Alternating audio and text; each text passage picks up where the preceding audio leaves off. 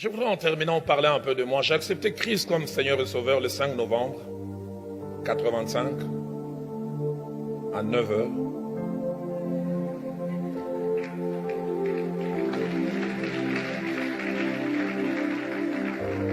Et j'ai évolué 6 mois dans une église jusqu'à ce que quelqu'un invite mon jeune frère à une réunion de la jeunesse à l'église Laborde où j'ai passé finalement 20 ans. Et les premiers jours où j'arrive à cette église, à la fin de la réunion, une parole de connaissance associée d'une prophétie est faite. Il y a quelqu'un qui est venu ici pour la première fois. Dans quelques années, il assumera des grandes responsabilités dans cette église. On était plus de 200 jeunes. Vous savez, quand Dieu vous parle, même dans la multitude, vous savez que ça, c'est pour moi. Et je savais que c'était moi. 87, 88. J'étais un frère quiconque, lambda dans la masse. Un samedi, je viens à la réunion de la jeunesse. Le prédicateur qui était invité n'est pas venu. Et notre leader de l'époque, pasteur Veilly, il dit, y a-t-il quelqu'un qui a fait une méditation aujourd'hui et qui peut partager sa méditation? Je dis oui. Je lève la main, je partage ma méditation. Et puis il pose la question, comment ça vous appelez les frères Dalo? Il avait semble-t-il tellement aimé ma méditation. À la fin de la réunion, il fait un communiqué. Les frères qui avaient partagé la méditation tout à l'heure, les frères Dola. Dola,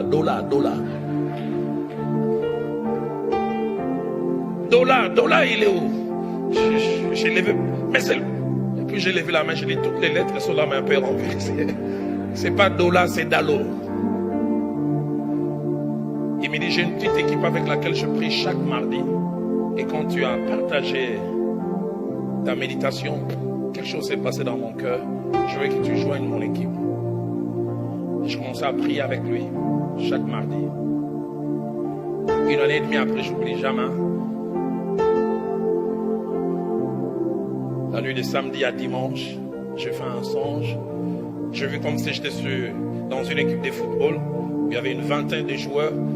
Et à la fin de l'entraînement, on choisissait les 11 titulaires qui allaient jouer les matchs le lendemain. Et j'ai fait au moins 5 à 6 entraînements. Et chaque fois à la fin, on ne me choisissait pas parmi les titulaires.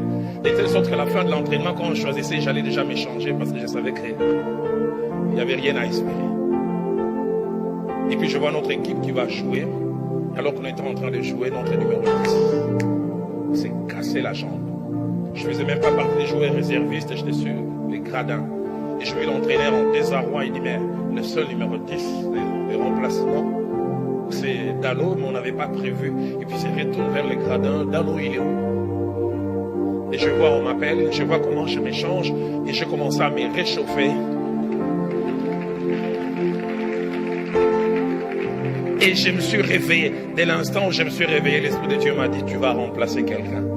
Ton temps est arrivé, ta saison est arrivée. Dieu parle tantôt d'une manière, tantôt d'une autre, et on y prend point garde.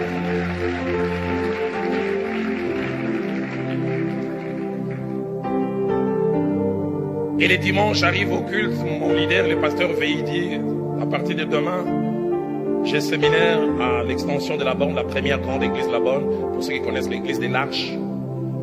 Et je commence demain, lundi, jusqu'à dimanche.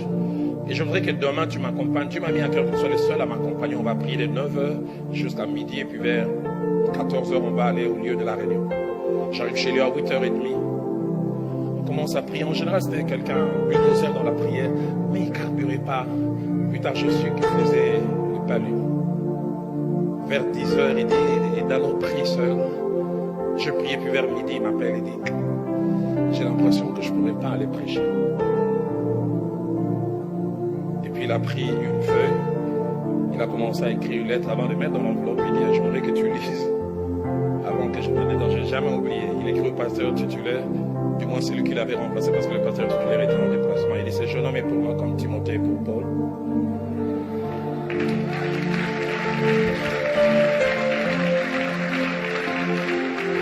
J'aurais voulu venir prêcher aujourd'hui, mais je ne peux pas. Et si vous croyez en moi, acceptez-le. Quand j'ai lu le courrier, j'ai dit non, je ne peux pas. Parce qu'avant ces jours, je n'avais jamais prêché devant une si grande foule. La plus grande foule, c'était 15 personnes.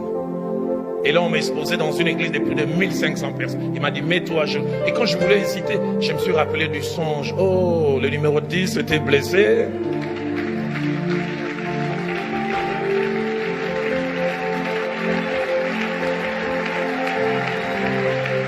Je voudrais dire au Mathias, le temps arrivera.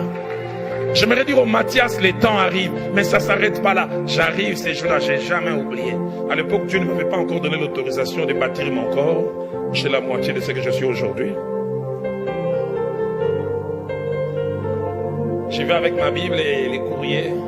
Je ne voulais jamais, je donne les courriers. Celui qui avait remplacé le pasteur titulaire, il termine de lire, puis il me regarde. Il me parle en lingala. Je vais essayer de traduire ça en français, il dit petit. Il ne m'appelle même pas homme de Dieu, frère petit. Toi, tu sauras prêcher, c'est toi. Toi.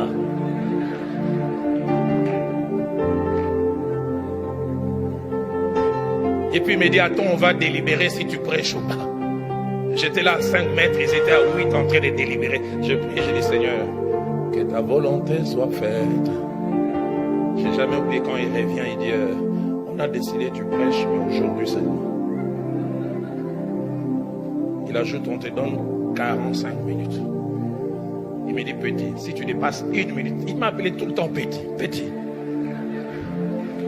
Si tu dépasses 1 minute, il dit, je viendrai moi-même te prendre. Il a dit ça en lingala. L'eau dans bon français, on dirait quoi? T'es déraciné. 1 minute. J'avais préparé un message sur le baptême du Saint-Esprit et ses effets. J'ai prêché 32-33 minutes. J'ai fait un service de 7 minutes à 8. L'Esprit de Dieu a agi glorieusement. Les gens étaient remplis. J'ai jamais oublié une femme qui avait une forme de goitre et ça a disparu. Et j'ai regardé 43. J'ai dit, aïe!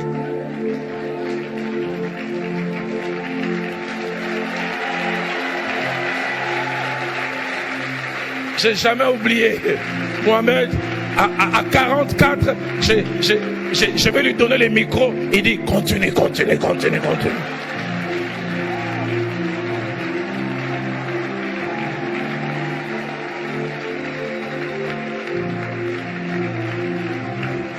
Et ce qui me frappe, c'est qu'au moment où il m'avait introduit, vous savez, des fois, il faut donner la foi, non seulement en Dieu, mais la foi du prédicateur à l'auditoire. Mais quand il m'a introduit, écoutez comment il m'a introduit. Église, pardonnez-nous. Nous attendions que l'homme de Dieu vienne, mais il est malade et le petit va nous prêcher. Donc il y avait d'un côté un homme de Dieu et un petit. Quand il a vu Dieu se manifester, il m'a dit continue, j'ai continué encore 10 minutes, c'était encore glorieux. Et il reprend les micros, écoutez sa prière. Père, nous te rendons grâce pour l'homme de Dieu que tu nous as envoyé.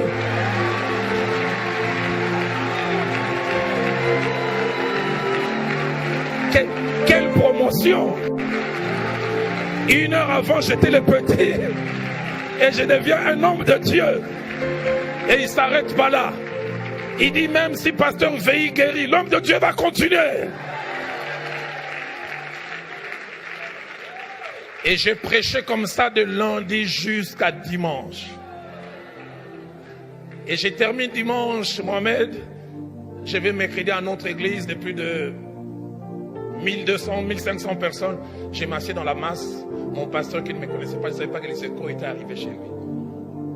Le fait Jacques-André Vernon qui monte du haut de la chair avant de prêcher, il dit il y a des David qui tuent des ours et des lions en forêt, mais qui se cachent, qui sont ici. Il dit il y a un frère, le frère Dola, il est où? La même erreur. Le frère Dola, il est où? Personne. Il dit, celui qui a prêché à Massina, j'ai levé la main, j'ai dit, les lettres sont là mais renversées, pas Dola, Dalo. Je faisais partie d'aucun comité. Et il m'appelle, il dit, vendredi prochain, j'aimerais que tu prêches. Et je vais voir ce qu'il y a dans ton ventre.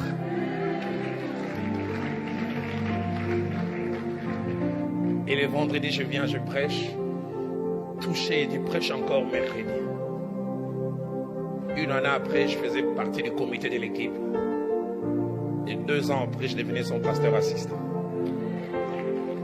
Mathias, laisse Dieu conduire les choses à son rythme.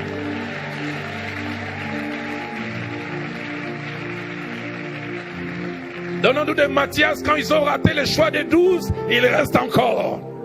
Donne-nous des Matthias quand ils désiraient être avec les 12, on les place parmi les 70 autres, il reste encore. Parce qu'il finit un temps où Matthias rejoint les autres et que Dieu bénisse sa parole.